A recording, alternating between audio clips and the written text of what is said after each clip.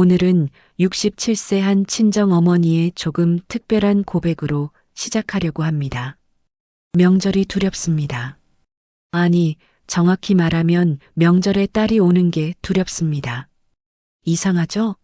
딸이 온다는데 반가워야 정상 아닌가요? 그런데 요즘 부쩍 이런 고민을 하시는 어머니들이 많습니다. 며느리는 조심스럽고 눈치 보이는데 정작 친정딸한테는 상처를 받는다고요. 오늘은 이 이야기를 해보려고 합니다. 혹시 고개를 끄덕이고 계신가요? 그렇다면 끝까지 함께 해주세요. 이야기는 한 통의 전화에서 시작됩니다. 명절을 한 달 앞둔 어느 날 저녁, 수자 씨의 핸드폰이 울렸습니다. 화면에 딸 미영이의 이름이 떴습니다. 그 순간 수자 씨의 심장이 쿵쾅거리기 시작했습니다. 설레서가 아니었습니다. 두려워서였죠. 엄마, 이번 추석 당일에 갈게요. 갈비 해놓으셨죠? 애들이 갈비 먹고 싶대요. 부탁이 아니었습니다. 통보였죠. 수자 씨는 제사 음식 준비하느라 갈비는 생각도 하지 못했습니다. 하지만 갈비 안 했다는 말은 나오지 않았습니다. 그래, 알았다. 전화를 끊고 수자 씨는 깊은 한숨을 내쉬었습니다. 지난 명절엔 해외여행 간다고 해서 얼마나 안도했던가요? 더구나 이번 연휴는 긴데 며칠이나 있다가 갈까? 그 생각에 벌써부터 가슴이 답답해졌습니다. 이게 정상일까요? 딸이 온다는데 마음이 무거운 게요. 혹시 여러분도 비슷한 경험 있으신가요? 수자 씨는 딸 미영이를 떠올렸습니다. 아니, 정확히는 예전의 미영이를요. 미혼이었을 때 미영이는 정말 달랐습니다. 주말이면 어김없이 전화가 왔죠. 엄마, 이번 주말에 뭐 해? 우리 데이트할까? 데이트. 딸이 엄마와의 만남을 데이트라고 불렀습니다. 그 말 한마디에 일주일 내내 주말을 기다렸습니다. 함께 나들이를 나갔습니다.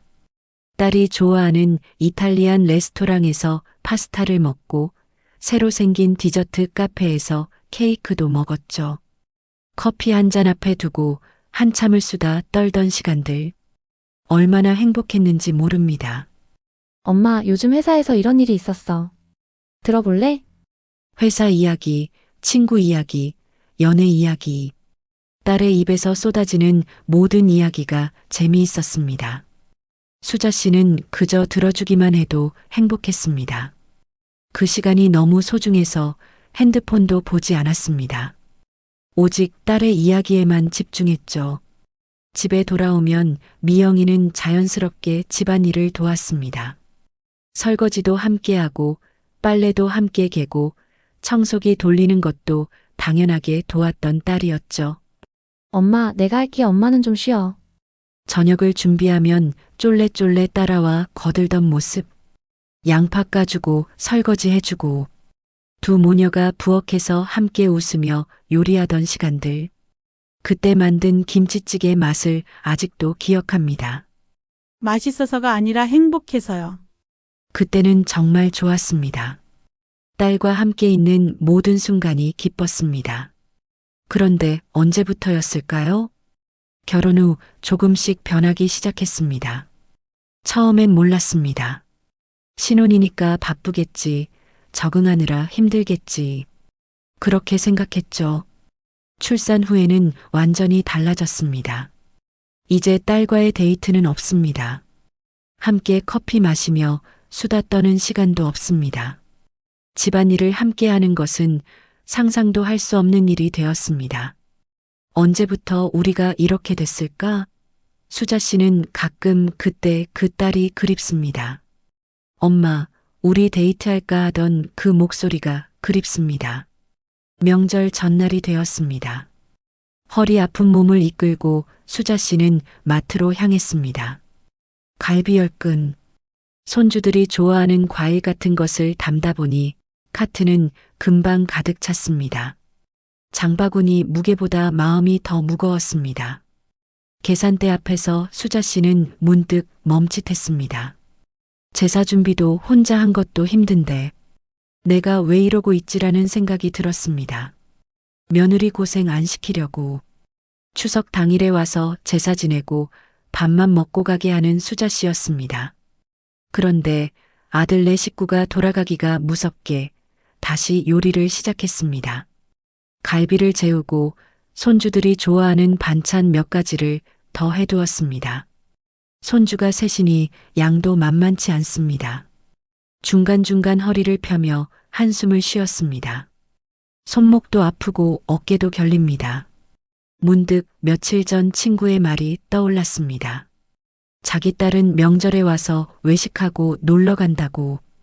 우리 집은 왜 항상 내가 준비만 할까?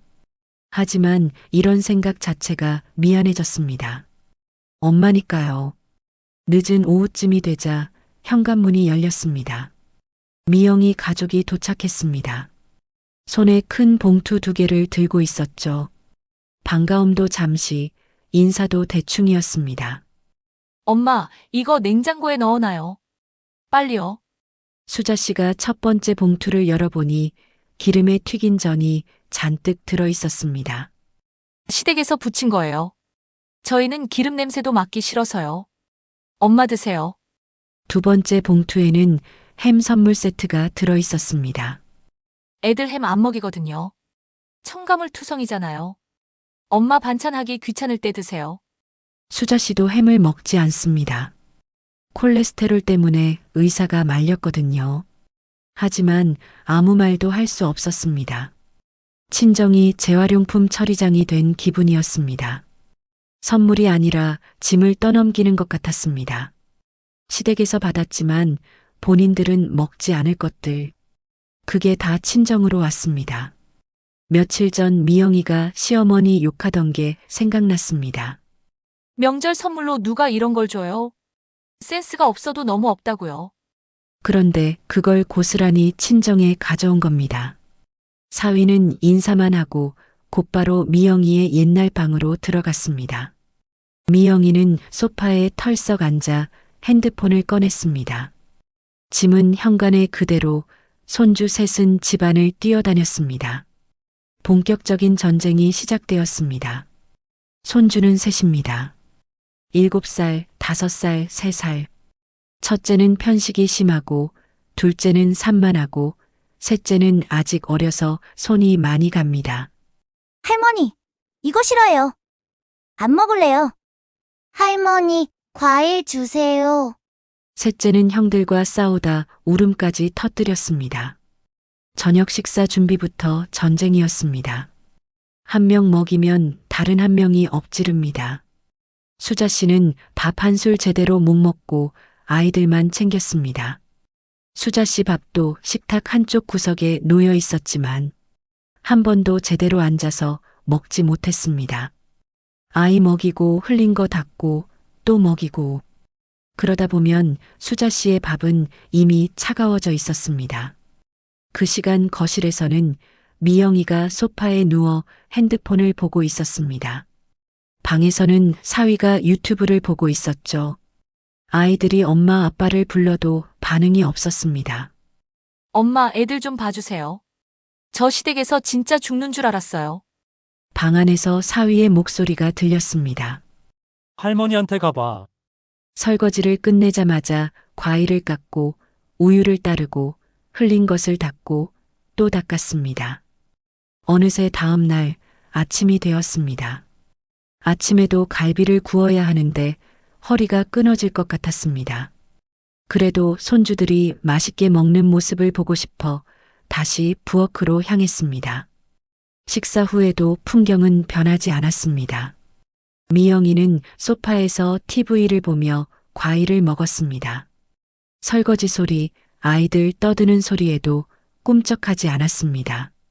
수자 씨가 설거지를 하는 동안 미영이는 친구들과 카톡을 하며 웃었습니다. 아이들이 엄마 놀아줘 하면 할머니한테 가라고 했습니다. 사위는 방에서 게임을 했습니다. 밥 먹을 때만 나왔다가 다시 들어갔죠.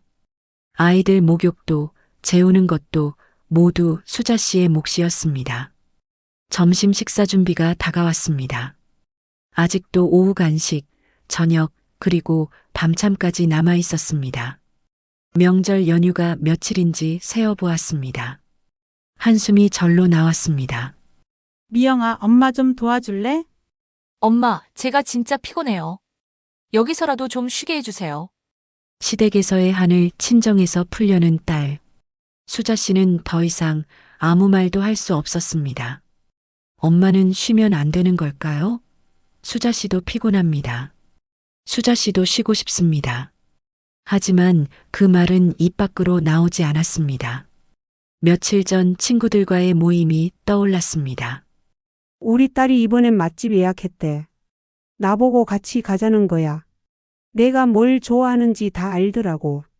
우리 사이는 설거지도 척척하고 애들도 알아서 챙기고.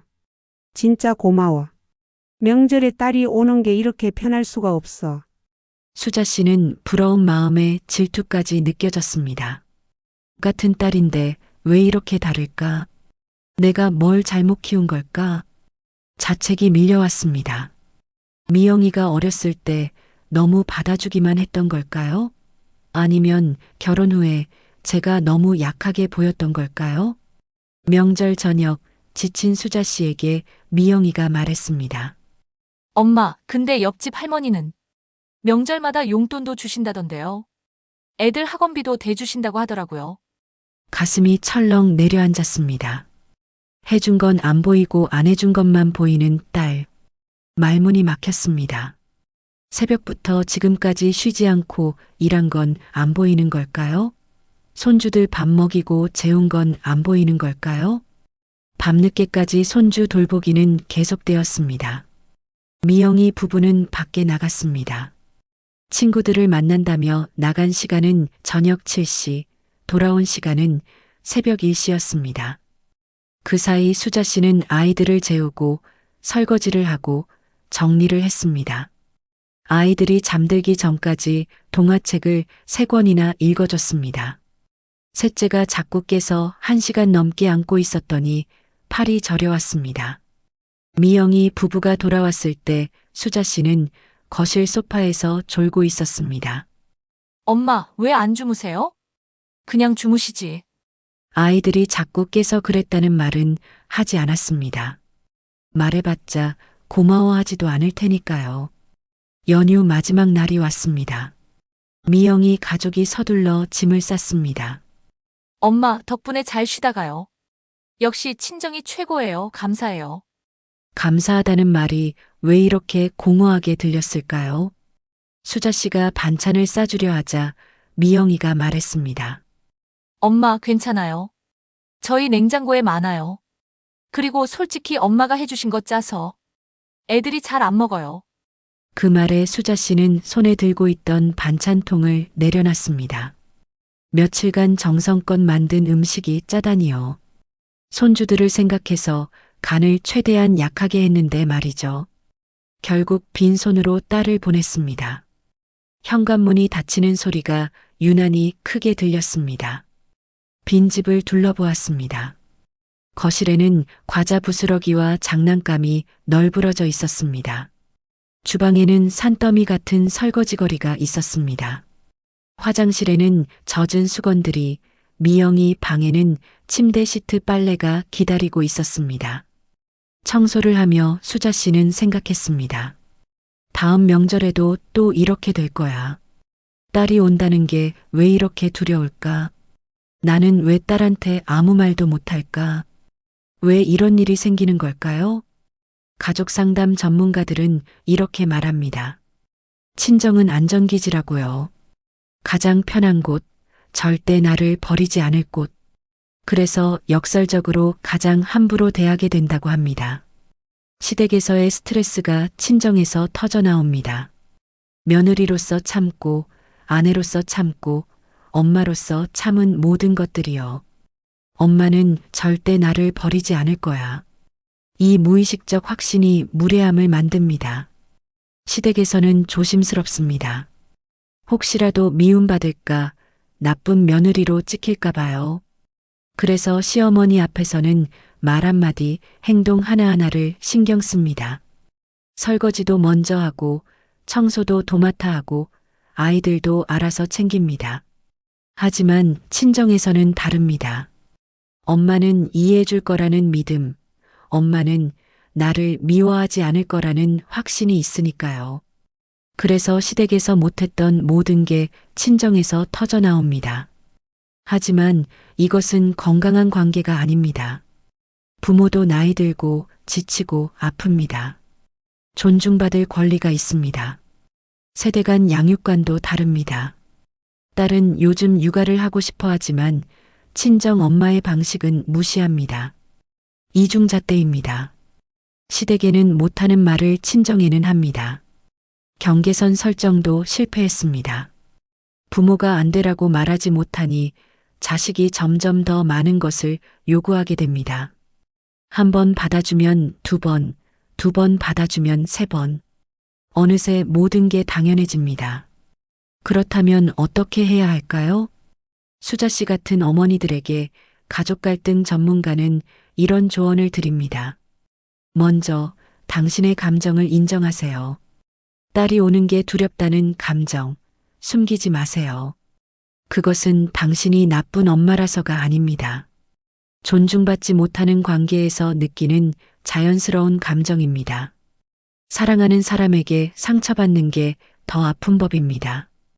둘째, 안 되라고 말할 권리가 있습니다. 갈비 해달라고요?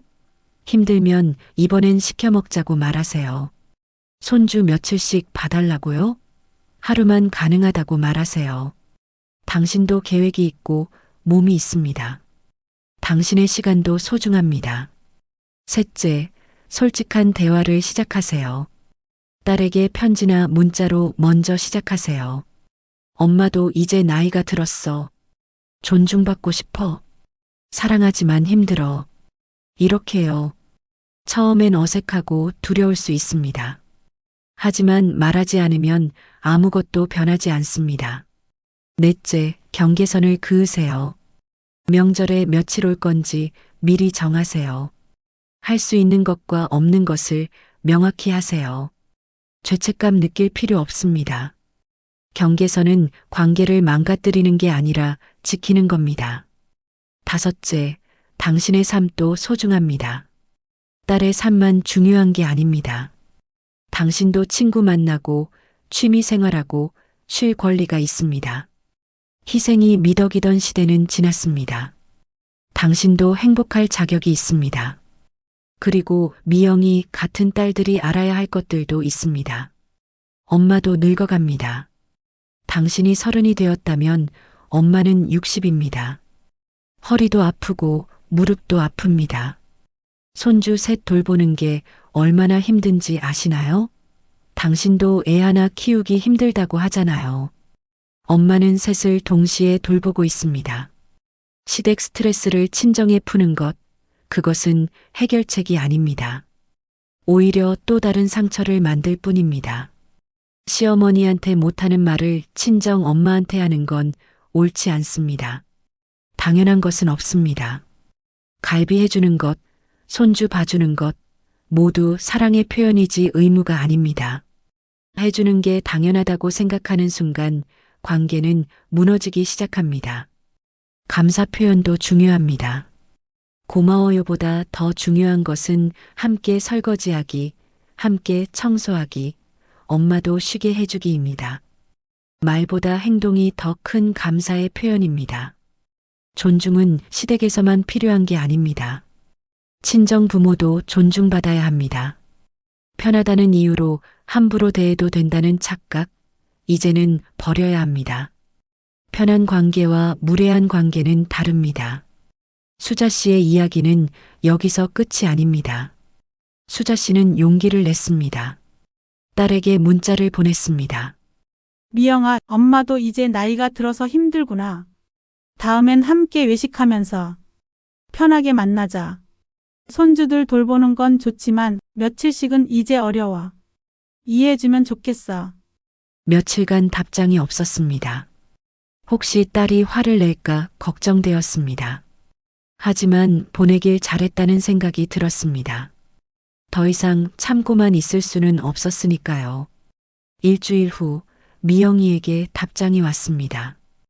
엄마 미안해요. 제가 너무 편하게만 생각했나 봐요. 다음엔 제가 외식 사드릴게요. 그리고 애들도 제가 챙길게요. 엄마가 힘드신 줄 몰랐어요. 완벽한 변화는 아니었습니다. 하지만 작은 시작이었습니다. 관계는 하루아침에 바뀌지 않습니다. 하지만 솔직한 대화는 지금 당장 시작할 수 있습니다. 다음 명절, 미영이는 정말 약속을 지켰습니다. 맛집을 예약해서 함께 외식을 했습니다. 설거지 걱정 없이, 요리 걱정 없이, 그저 함께 음식을 먹고 이야기를 나눴습니다. 예전처럼은 아니지만 조금씩 나아지고 있었습니다. 오늘 이야기를 들으며 고개를 끄덕이신 분들 계실 겁니다. 당신만 그런 게 아닙니다. 수많은 어머니들이 같은 고민을 합니다. 명절이 두려운 당신, 딸이 온다는데 가슴이 답답한 당신, 사랑하지만 힘든 당신. 당신은 나쁜 엄마가 아닙니다. 당신은 존중받을 자격이 있습니다. 당신의 감정은 정당합니다. 용기를 내세요. 솔직하게 말하세요. 경계선을 그으세요. 관계는 변할 수 있습니다. 늦은 때란 없습니다. 지금 이 순간부터 시작하세요. 혹시 이런 생각하고 계신가요? 내가 참으면 되지. 내가 조금만 더 견디면 되지. 하지만 그렇게 참기만 하면 관계는 더 나빠집니다. 침묵은 동의가 됩니다. 당신이 아무 말하지 않으면 딸은 괜찮은 줄 압니다. 엄마가 좋아서 해주는 줄 압니다. 그래서 말해야 합니다. 힘들다고, 지친다고, 존중받고 싶다고. 그게 딸을 위한 것이기도 합니다. 딸도 언젠가 나이 들면 알게 될 테니까요. 내가 얼마나 무례했는지, 엄마가 얼마나 힘들었는지. 그때 후회하게 하지 마세요. 지금 말해주세요. 그게 진짜 사랑입니다. 명절이 기다려지는 그날까지, 딸과의 만남이 설레는 그날까지, 어머니들도 행복한 그날까지. 당신은 혼자가 아닙니다. 그리고 기억하세요. 좋은 관계는 일방적인 희생 위에 세워지지 않습니다. 서로 존중하고, 서로 배려하고, 서로 감사할 때 비로소 건강한 관계가 만들어집니다. 당신이 행복해야 딸도 행복합니다. 당신이 존중받아야 딸도 존중하는 법을 배웁니다. 당신이 당당해야 딸도 올바른 관계를 배웁니다. 그러니 부디 당신 자신을 먼저 사랑하세요. 당신의 마음을 먼저 돌보세요. 그게 이기적인 게 아닙니다. 그게 당신이 할 수 있는 가장 현명한 선택입니다. 오늘 며느리보다 무서운 내 딸 이야기, 많은 분들께 공감과 위로가 되었기를 바랍니다. 그리고 용기가 되었기를 바랍니다. 변화의 시작은 바로 지금, 이 순간입니다. 오늘 영상이 마음에 와닿았다면 구독과 좋아요로 잘될 라디오를 응원해주세요. 더 좋은 콘텐츠를 만드는데 아주 큰 힘이 됩니다. 채널 멤버십으로 응원을 보내주시는 구독자분들께도 깊은 감사를 드립니다. 또 찾아뵙겠습니다. 고맙습니다.